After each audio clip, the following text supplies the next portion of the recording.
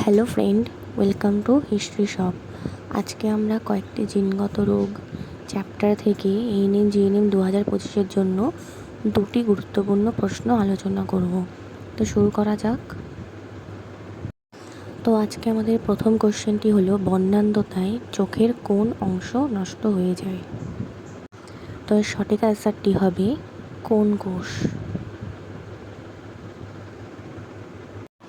এক্ষেত্রে বলে রাখা ভালো, এই কোন কোষটি চোখের রেটিনার অংশ, অর্থাৎ চোখের রেটিনার অংশ হলো কোন কোষ, যেটির জন্য আমরা আমাদের কালার ব্লাইন্ডনেস বা বর্ণান্ধতা ডিজিজ বা রোগটি হয়ে থাকে। দ্বিতীয় কোশ্চেনটি হলো, নিম্নোক্ত যে রোগটি জিনের মিউটেশনের জন্য হয়ে থাকে? তো এর সঠিক অ্যান্সারটি হলো বর্ণান্ধতা, অর্থাৎ বন্ধ্যান্ধতা জিনের মিউটেশনের জন্য দায়ী। Thanks for watching. ভালো লাগলে অবশ্যই একটা লাইক করে দিও।